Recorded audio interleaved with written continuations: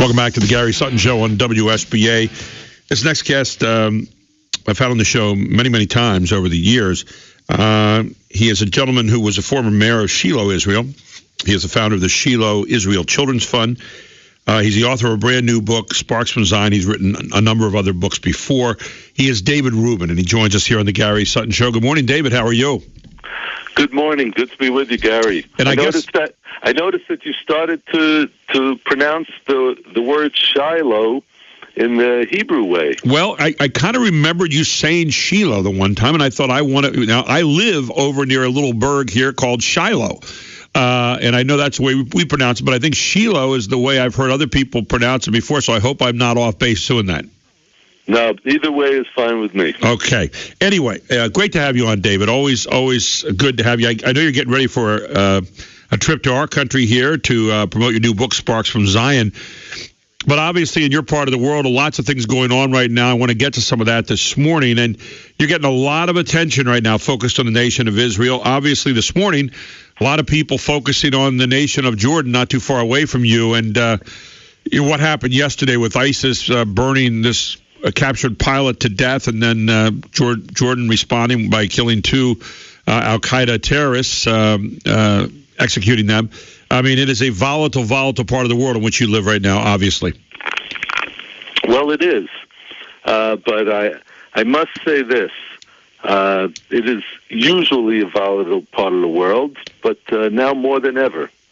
And that's the whole point of my book, Sparks from Zion, that Israel and the Middle East are always on the front pages, and how do you explain it, and how do you understand it? So my purpose in writing Sparks for Zion is to get people to help people to understand it through all of the articles and the blogs and op-eds that I've put into this book. Now, as far as what happened just now, I think that Jordan's response was the only response that is possible. We in the free world don't believe in executing people without a trial or without at least extensive military hearings. But the fact is that we're up against an enemy that doesn't play by the games of the world. They don't play by the games of the free world because they're not part of the free world. They don't believe in freedom. They believe in cutting off the heads of people who disagree with them. And yes, we don't want to bring ourselves down to their level, but we're not going to win this war on Islamic terrorism unless we start to play a little bit by their rules of the game when we're fighting against them. Is this movement by ISIS and Al-Qaeda and the Hezbollah and Hamas and all those different groups, is it really based on Islam, or is it more or less bastardizing the religion? Where do you stand on that? You see it from a different perspective than I think we do in this country. Well, of course it's based on Islam. If somebody said to me that they're going to, let's say some Christian pastors announce that they're forming a terrorist organization and they're going to start beheading people to show that they're doing what Christianity says to do, and they start beheading people. It doesn't really make sense because Christianity believes in love your neighbor as yourself, as we Jews do. Right. But that is considered to be the central premise in Judaism, at least, and perhaps in Christianity as well. But in Islam, the central premise is jihad, which means holy war against non-Muslims. So jihad is actually the religious justification for terrorism. Now, I know there are some Muslims who would say, well, jihad doesn't really mean that. It means self-reflection but any honest Muslim, even if he doesn't agree with cutting off people's heads, will tell you that it does have a basis in Islam. I think that's part of the problem, that we don't really – there seems to be a lot of double talk for a lot of us when it comes to Islam. That there are all these different, and I suppose it's the same with any holy book, with the Talmud or the Bible or anything else, but it doesn't seem like it's so much as it is with the Quran, where people seem to have all these interpretations, and depending on who you are, you can interpret it, and everybody's right. That's one of the things I just don't get about the interpretation of Islam. But Gary, you wouldn't have so many Islamic terrorist groups in the world if there wasn't a basis in the ideology of Islam. Right. And listen, I agree with you. I'm not defending it. It sounds like I'm kind of going to where the president is. Our president will not say Islamic terrorism. And a lot of people are saying, why won't you do that? Why won't you say that? He kind of hinted at it the other day, and he said, we don't want to elevate these people to more than they are. Well, they've elevated themselves. I mean, they're on the front pages every single day doing things that are totally anti-human. So, I mean, they've already elevated themselves to that level. Why not recognize it, deal with them, and go from there? Look, I live with Muslims. I mean, I'm here in Samaria, in the town of Shiloh, or as we call it, Shiloh, in the heart of Samaria, the area that the world calls the West Bank, mistakenly. And there are a lot of Muslims here, and I know some of them, and I'm even friendly with a few of them. But the point is that none of them will say that jihad does not mean what it really means.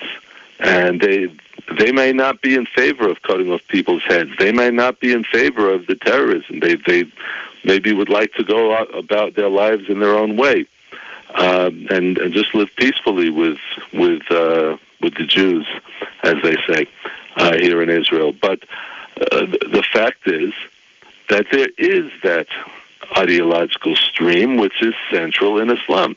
The founder of Islam, okay, who's usually known in the news as the Prophet, right? Muhammad. Right. I don't, why they always announce him as the Prophet. But anyhow, he was the founder of Islam, and he killed 700 Jews in one day by beheading. 700 beheadings in one day. Oh my God! Yeah. Okay, that was the founder of Islam.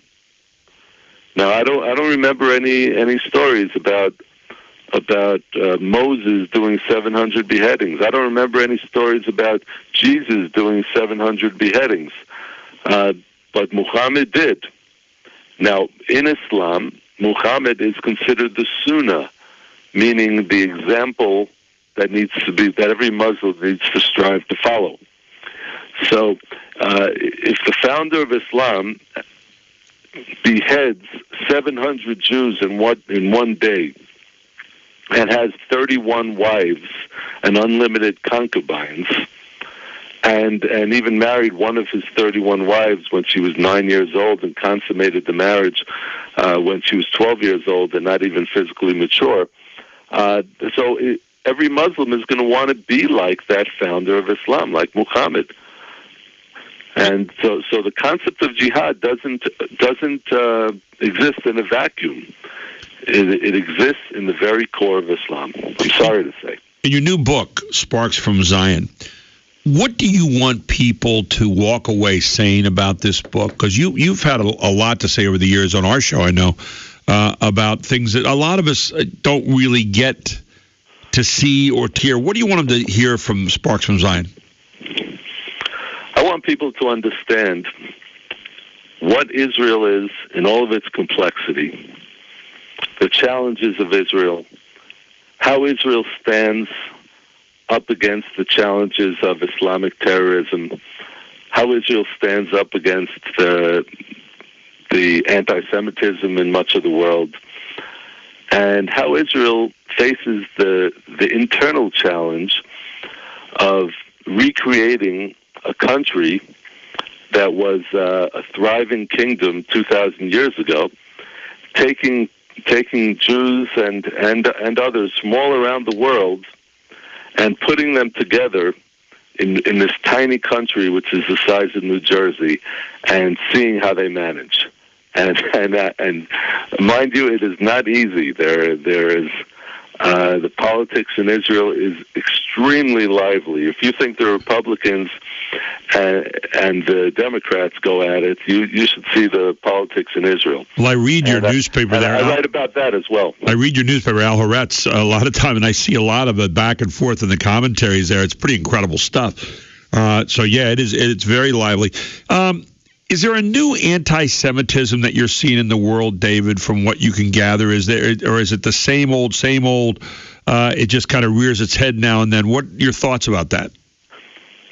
Well, it's a combination of the old anti-Semitism and the new. The new anti-Semitism is very much Islamic inspired. The rise of the Muslim populations in countries like France, and seeing how, even now after those terrorist attacks in France, the police, the French government placed police guards at certain Jewish institutions, right. and one of them was at that kosher supermarket where there were terrorist attacks that occurred after the Charlie Hebdo attacks,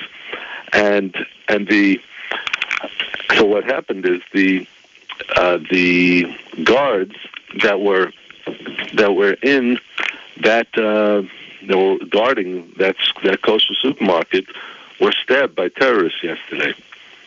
So there is a tremendous rise of anti-Semitism in places like Europe and countries that have growing Muslim populations.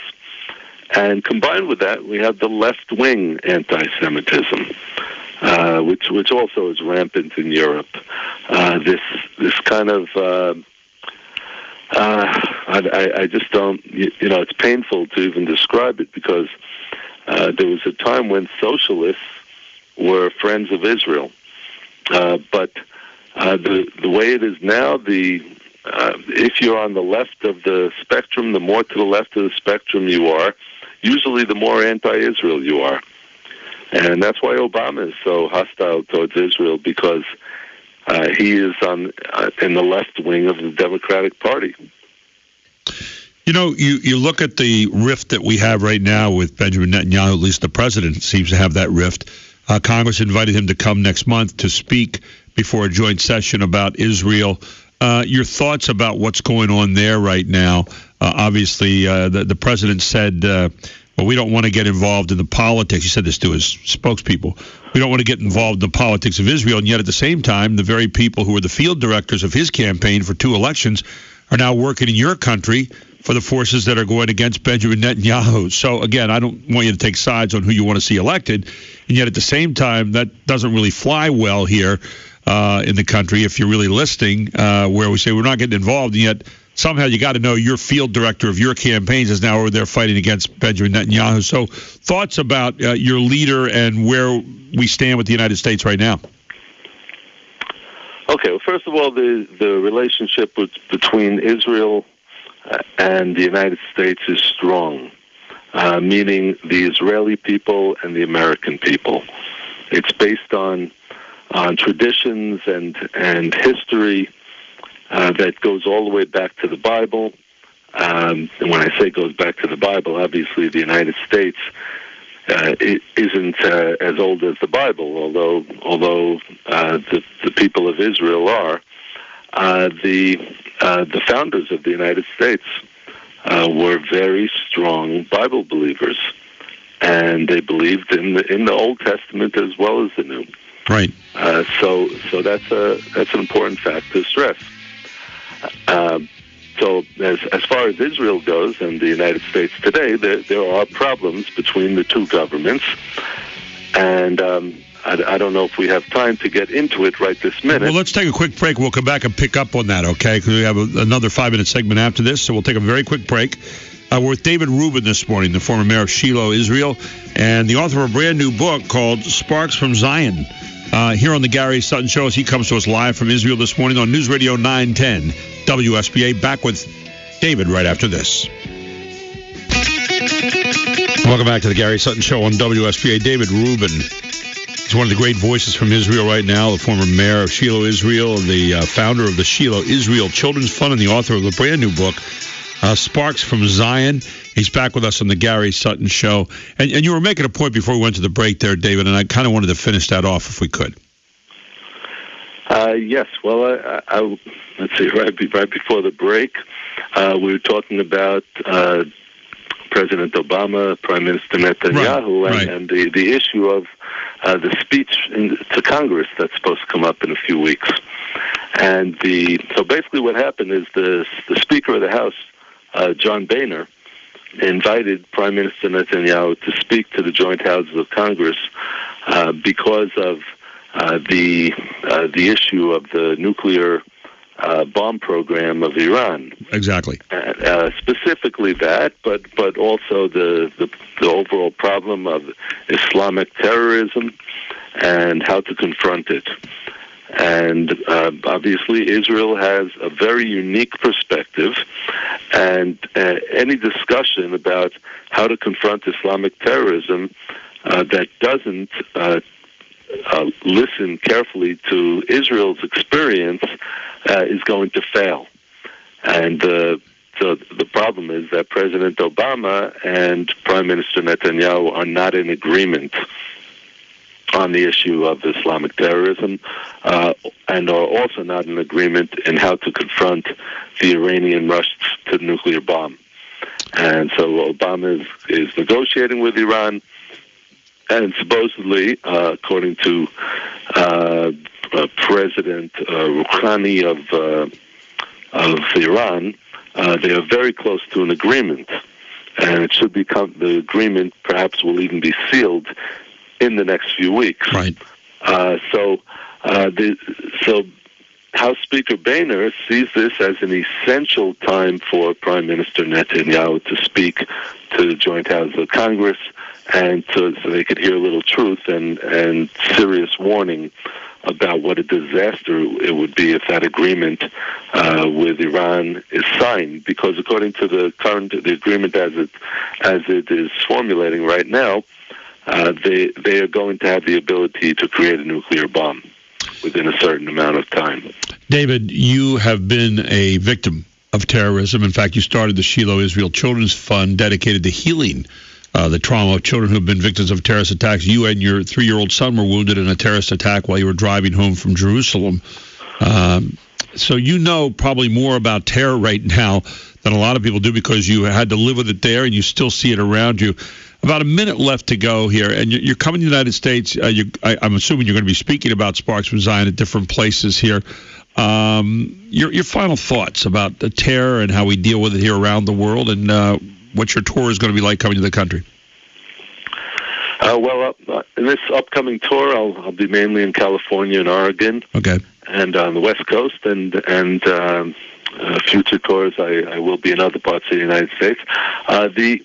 The challenge of facing Islamic terrorism is to recognize it for what it is.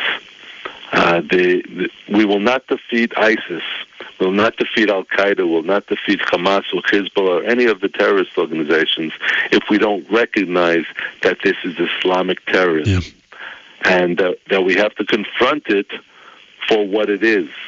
If we want to pussyfoot and play by the rules of the civilized world, we're going to lose that war. David, and unfortunately we're out of time, but great to have you on Sparks from Zion. People can get this, I'm assuming, on Amazon. Where else can they grab it? That's right. Best thing is just to Google Sparks from Zion, David Rubin, Amazon. David, always an honor. Always an honor having you on this show. Good luck on the tour. I look forward to talking to you again soon. Thank you, Gary. Thank you, David. Take care. David Rubin. Sparks from Zion is the name of the book.